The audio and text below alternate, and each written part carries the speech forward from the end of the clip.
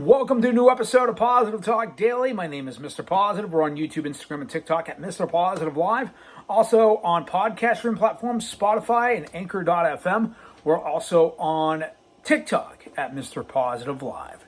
Today on Positive Talk Daily, we're looking at the iPhone 12. This is the iPhone 12 with 128 gigs of storage, the black model. This has MagSafe, which is nice to see. We also have I believe a 2500 milliamp hour battery on here. We get decent specs on board here. You got the A14 Bionic chip, and you do get, again, 4 gigabytes of RAM, and you get the capability of 5G. This was the first iPhone to give you this is the first iPhone to give you 5G connectivity.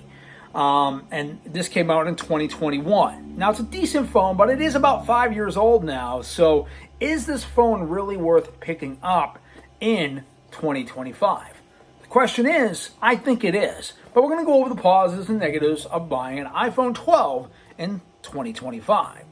Again, this phone is now going on 5.5 years old. So you're looking at a dated phone overall with the specs and everything.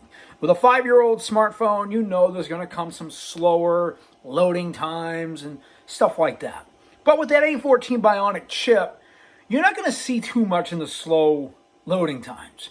You're getting pretty much I believe it's a 2.8 gigahertz chipset, which also gives you the capability of 4K 60 on both the main camera and the selfie camera. You're also getting a ultra wide camera and a 12 megapixel iSight camera, which is still really, really good, even in 2025 standards. And honestly, I'd rather have this than the iPhone 16e because you are getting, again, MagSafe.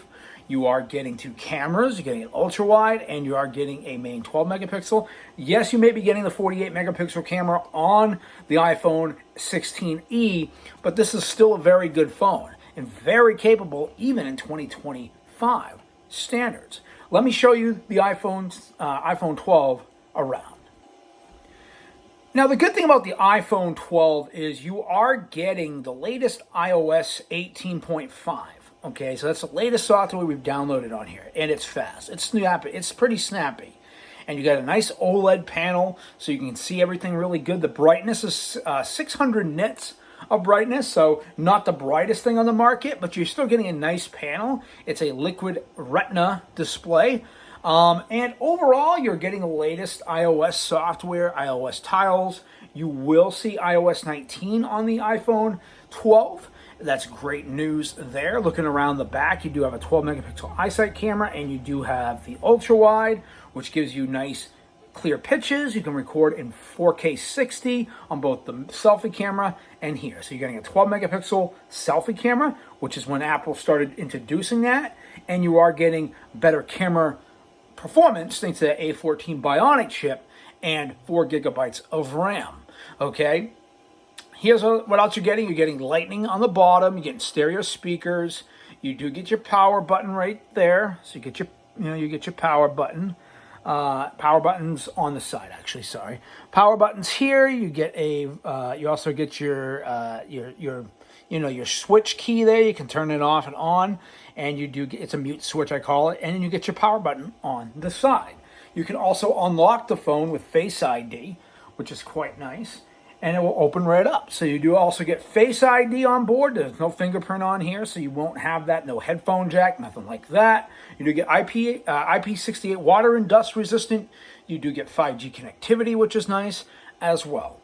4 gigabytes of RAM makes this phone run pretty good. You can run most of today's modern games, no problem. And overall, you got iMessenger, you're getting night mode, you're not missing anything really, you get cinematic modes. The only thing you're going to be missing on an older phone like this is something like Apple Intelligence, but you can download Google Gemini and ChatGPT as long as you have the latest software on iOS. The good news is this will get 2 more years of software updates to iOS 19 and 20. And then maybe 21, we'll see if Apple feels generous about it. But you're also getting stereo speakers, which is nice. You're getting a decent overall phone here. The 2500 milliamp hour battery, which is good for all day use and wireless charging. And you're getting MagSafe. Now, you may be asking yourself, well, what's the downfall to the iPhone 12? Well, we'll go over that right now here on Positive Talk Daily. Now, the fact that the phone's been out 5.5 years, or will be 5 years this fall, is the fact that the phone has kind of the, I don't want to say dated look, but it does have a fairly large notch. Okay, the notch at the top has been used since the 10s Max, the iPhone 10. So it's kind of it's been kind of a recycled type of thing. They're using it still on the traditional iPhone 16e. So this is kind of better than the 16e in some ways, because you are getting two cameras versus one camera, even though it's a 48 megapixel on the 16e. You are getting 4 gigs of RAM, which is the same thing you're getting on the 16e. And you actually are getting, the good news is, 5G connectivity and MagSafe. Now, what are the downfalls to this phone? If you buy this phone used on the used marketplace, you're not going to have 100% battery life.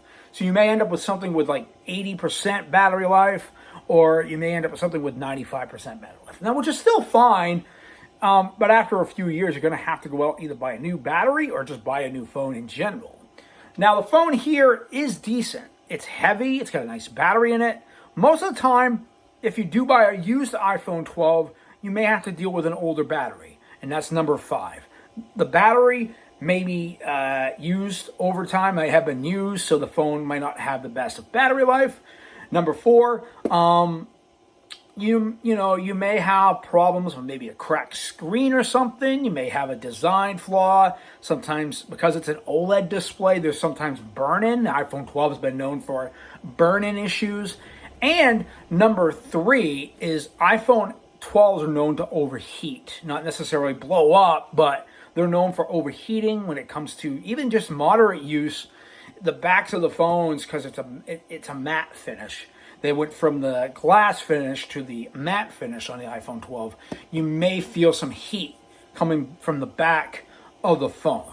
Okay. The good thing about a matte finish is, though, it gives the phone, it feels more premium instead of the glass back that was found on the traditional iPhone 11.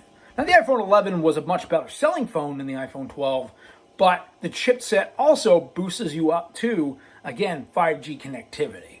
Moving up to number 2 reasons why buying this phone may be a bad idea is a lack of software updates after a few years. Now, Apple does sometimes they sometimes give you updates up to almost 8 years. We've seen Apple take the iPhone 8, which is now currently still on iOS 18.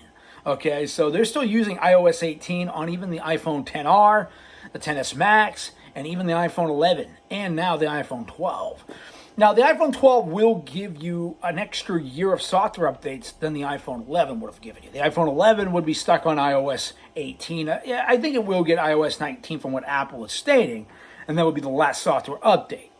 But the fact that Apple, with even the iPhone 12 and that A14 Bionic chip, might be able to get you to iOS 20, which is a decent deal. And 3 years of software or security updates, which is great. But after that 2 years, this phone could start to slow down. Anytime Apple has released a new software update on older phones, something like the iPhone 8, which now runs pretty bad, this could have that issue where, because it's only got 4 gigs of RAM, a lot of phones these days, even the newer iPhones, are coming with 8 gigs in order to run, Apple Intelligence and things like that. So this phone may not be the best for someone who wants to do 4K video recording, because you only got 4 gigs of internal storage, and then you're only stuck with, the lowest one is 64 gigs. We've got the 128 and the 256 and then the 512. Now, if you went up to the iPhone 12 Pro Max or 12 Pro, you would get 1 terabyte. This one maxes out at 512. We get the 128 gig model. So if you're someone who needs a lot of storage or for video recording, because you can still do this phone's still really good with the video recording, and the stability is really solid, you may want to look at a higher storage option. And right now, Apple doesn't sell this on their website anymore, so you may be in trouble when it comes to that. Plus, this phone is not warranted. A lot of these older iPhones, and number one, Apple doesn't warranty these older phones. If you're buying this on Straight Talk, you may have to get the warranty through Straight Talk or something like that. So if you're buying an older iPhone, this is no longer warranted. Even if you bought it through Verizon, AT&T, if you still have this phone, it is no longer warranted. So if you're going to get a phone, make sure it's something like an iPhone 13. If you don't want an iPhone, I mean, people buying this phone aren't going to be, say, I need the best camera, because we know this doesn't have the best camera. The 16E does have a better camera, but this does give you the secondary, ultra wide, which the iPhone 16E claims has fusion technology. It's not a fusion camera. It's just cropped. This is the much better phone. This is probably the bang for your buck iPhone in budget consumer land.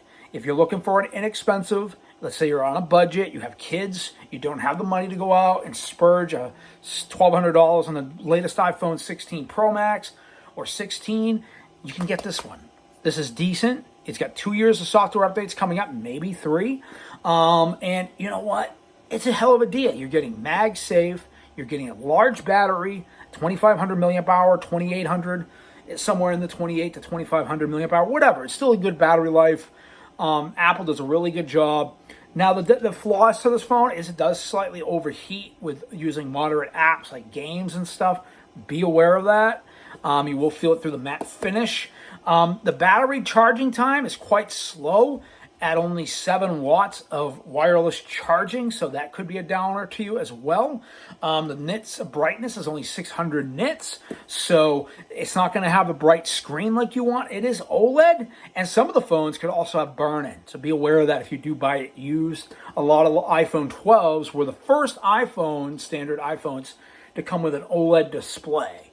So that could be some burn-in with some of the older models, because if they're 4 to 5 years old, 5 or 6 years old, 5 years old, going on 5, you may see some burn-in.